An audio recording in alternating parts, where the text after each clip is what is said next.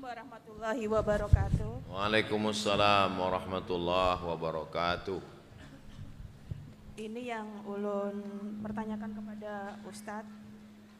Kita nih kadang sesuai tema Ustadz, rumah tangga bahagia menuju surga. Kadang kita menyikapi keluarga tuh yang sama kita nih perlakuannya agak berbeda Ustadz. Nah, bagaimana kita nih supaya lebih qanaah gitu supaya hidup kita tuh lebih tenang gitu Ustadz. Itu saja yang ulun sampaikan. Apalagi satu lagi Ustadz, bagaimana kalau kita pertanyaannya satu saja Bu, satu saja. Okay. Ya, terima kasih Bu. Terima kasih. Terima Wassalamualaikum kasih. warahmatullahi wabarakatuh. Bagaimana supaya hidup kita tenang? Kenapa kita tidak tenang? Nah, gitu. Kalau pertanyaannya, bagaimana supaya hidup kita tenang? Maka dibalik, kenapa kita tidak tenang? Setelah kita cari penyebab ketidaktenang, itulah yang kita buang. Penyebab kita tidak tenang satu adalah rasa memiliki yang terlalu berlebihan. Karena rasa memiliki, akhirnya ketika dia hilang, kita sangat kecewa. Makanya di pagi sebelum matahari terbit kita membaca ayat zikir pagi, lillahi ma fis samawati wa ma fil ard. Semua yang di langit, semua yang di bumi adalah milik Allah. Itu salah satu sumber ketenangan. Ibu suaminya meninggal kok enggak gelisah, enggak risau? Dia milik Allah Pak Ustaz. Allah yang ngambil. Dan saya sudah lama mengikhlaskan dia. Kenapa saya mesti? Harta, pasangan, anak, jabatan, kekuasaan bukan punya kita. Punya siapa? Punya Allah. Makanya ayat ini dibaca subuh sekali, maghrib sekali, habis sholat. Tapi saya biasanya di dalam sholat tuh kadang saya baca lillahi ma fis samawati wa ma fil ard wa in tubdu ma fi anfusikum aw tukhfuhu yuhasibukum bihillah fayaghfiru liman yasha wa yu'adzibu man yasha. Rasa memiliki, semua ini pinjaman dari Allah. Rasa kepemilikan yang terlalu dalam itulah yang membuat kita risau, membuat kita tidak tenang. Kita balikkan bahwa pemilik yang asli adalah Allah. Tanah ini milik Bapak Dr. Randus Haji Pulan, luas 25 meter kali 25. Ada lagi banner baleho. Tanah ini milik Bapak Pulan, anggota DPRD, masuk melanggar pasal 551 KUHP. Rasanya saya mau buatkan baleho lebih besar di ujung, lalu saya buat dari ujung sampai ke ujung semuanya milik Allah Subhanahu wa taala. Biar supaya orang semua sadar kepemilikan itu. Dah. Yang kedua, ekspektasi harapan yang terlalu berlebihan. Semakin besar harapan, semakin besar kekecewaan. Oh, jadi kalau gitu Ustaz Somad udah nggak punya harapan lagi. Saya punya harapan. Nabi juga mengajarkan kita punya cita-cita. Saya nggak mau juga gara-gara ini lalu Forkompinda, Forum Komunikasi Pimpinan Daerah, Kepala Dinas, Kepala Badan, Kepala Kantor, nanti waktu Ibu Wali rapat nanya gimana visi misi Kota Banjarbaru 2026, lalu dijawab sama Kepala Dinas, semakin besar harapan, semakin besar kekecewaan. Ibu Wali kalau nggak mau kecewa jangan ada harapan Bu. Ini yang ngajarkan siapa? Ustadz Somad, Ustadz sesat. Kita punya harapan, kita punya ikhtiar, kita punya usaha, kita punya doa, setelah itu kita tawakal, kita serahkan pada Allah. La haula wala quwata illa billah. Tapi ingat, la haula itu setelah 3 langkah. Langkah yang pertama ikhtiar, langkah yang kedua doa, langkah yang ketiga tawakal. Bebaskan tanahnya, tanah wakaf. Letakkan batunya, letakkan batu pertama, usaha dan ikhtiar, setelah itu tawakal. Saya nggak mau juga ini umat jadi mundur gara-gara ngaji ini. Besok hari Senin nggak ada pegawai masuk kantor, dibangunkan sama istrinya, nggak masuk kantor. Serahkan pada Allah. Ini bukan ahlus sunnah, ini namanya kelompok Jabriyah. Apa nama kelompoknya? Jabriyah. Al-Jabriyah artinya berpaksa kepada takdir, hidup keterpaksaan, nggak ada ikhtiar. Ini bukan ahli sunnah wal jamaah. Jadi harapan digantungkan kepada Allah. Berharap kepada kawan kecewa, berharap kepada sahabat hari ini jadi kawan, besok jadi lawan. Berharap kepada suami dilarikan pelakor. Mudah-mudahan suami ibu semuanya selamat-selamat semua. Berharap kepada harta binasa, berharap kepada kuasa sirna, berharap kepada pohon kayu tumbang. Harapan yang tidak akan sia-sia adalah berharap kepada Allah. Saya nggak ngerti Pak Ustadz, gimana kita nggak kecewa? Ternyata yang kita inginkan nggak berhasil. Kalau yang sudah kita usahakan itu berhasil, berarti menurut Allah itu baik untuk kita. Yang sudah kita usahakan, kita doakan, kita tahajudkan, kita sholat hajatkan, ternyata tidak, berarti rencana Allah jauh lebih indah. Itulah makna mengantungkan harapan hanya kepada Allah. Yang ketiga, level makom yang paling tinggi namanya ridho.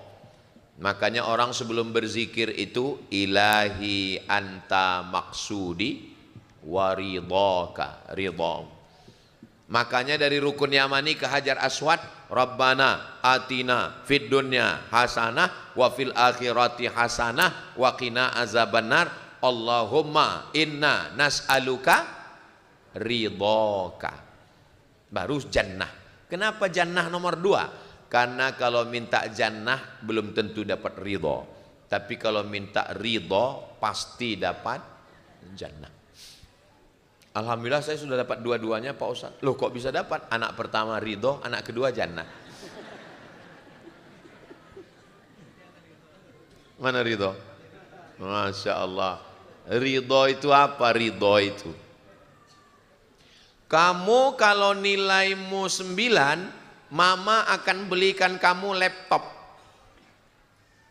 Nilai 9, dapat laptop. Itu bukan ridho, itu namanya hadiah. Tapi kalau ridho, saking kan baiknya akhlak anak ibu, hati ibu tertawan, semua ibu kasihkan sama dia. Bahkan semua surat tanah, STNK, BPKB atas nama dia. Daripada nama suami Pak Ustadz dibawanya lari. Saking kan ridhonya. Begitu juga dengan suami. Kalau hanya sekedar dia bagi, itu hadiah. Tapi kalau dia sudah ridho, apa kata dia kepada istrinya? Jangankan harta ini ma, nyawa papa berikan. Kata ibu tinggal satu kata, so sweet my honey.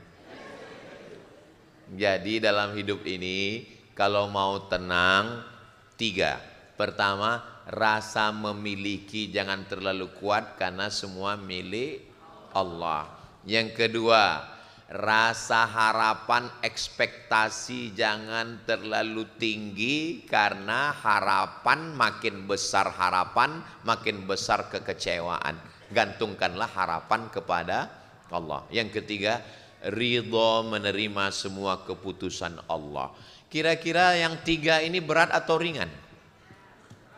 Berat. Saya yang ceramah ini aja nggak sanggup nih. Ini kalau nggak ibu yang nanya nggak sanggup saya menceramahkan ini. Biasanya ujiannya langsung cash ini. Kemarin kami ngobrol sama Ustadz Atta.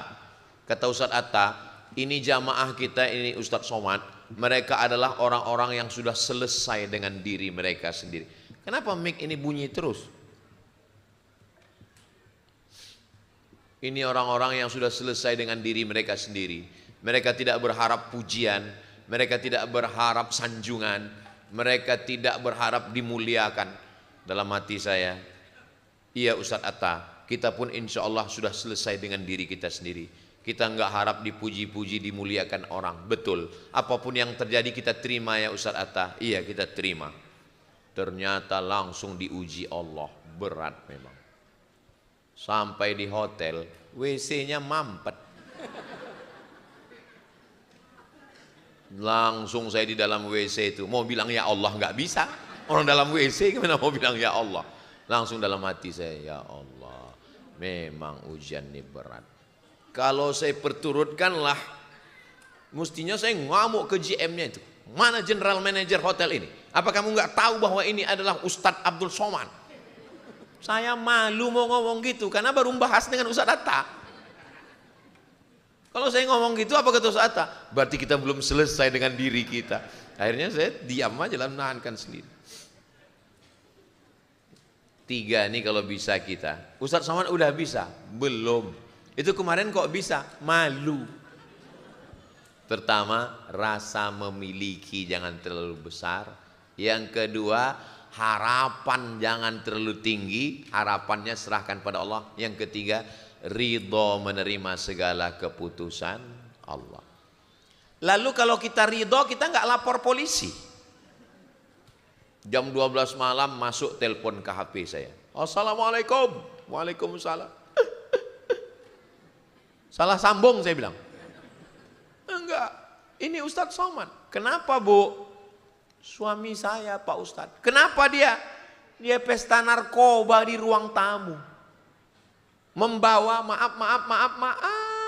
membawa wanita nakal di ruang tamu pesta narkoba. Saya bilang kenapa Ibu nggak lapor polisi? Kata Ustadz saya, sorga di bawah tapak kaki suami. Saya bilang Ustadz setan itu saya bilang. Saya bilang telepon, lapor polisi saya bilang. Lapor bahwa dia pesta narkoba, rekam, foto, kirimkan. Loh, kan bertentangan dengan ceramah Ustadz. Tadi katanya ridho. Ridho tidak menafikan hukum. Laporkan, setelah itu baru ridho. Faham? Saya nggak mau ibu nanti ditempeleng, dipukul KDRT, pergi kondangan sebelah hijau, sebelah biru. Tiba-tiba pas ditanya, kok begini? Ridho. Itu bukan ridho. Ridho tidak menafikan hukum. Ibu lapor ke polisi, penjarakan dia sudah melakukan tindak kriminal, sudah pesta narkoba, sudah melakukan perbuatan maaf zina. Setelah dia selesai hukum, terserah ibu. Kalau ibu mau menerima dia jadi suami, bagus. Tapi kalau ibu nggak mau, ibu gugat ke pengadilan. Tapi katanya menggugat ke pengadilan itu nanti kita dimurkai Allah, tiang aras bergoncang karena nuntut cerai. Kalau suami ibu orang baik, ibu gugat baru tiang aras bergoncang. Kalau pecandu narkoba, pezina ibu gugat, jangankan tiang aras, tiang listrik pun nggak bergoncang.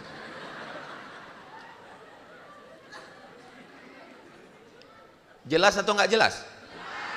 Ustadz Somad ini ceramahnya ngomongnya kok marah-marah. Saya nggak marah, sound systemnya mantap. Jadi suaranya tajam. Demikian Ustadz. Terima kasih.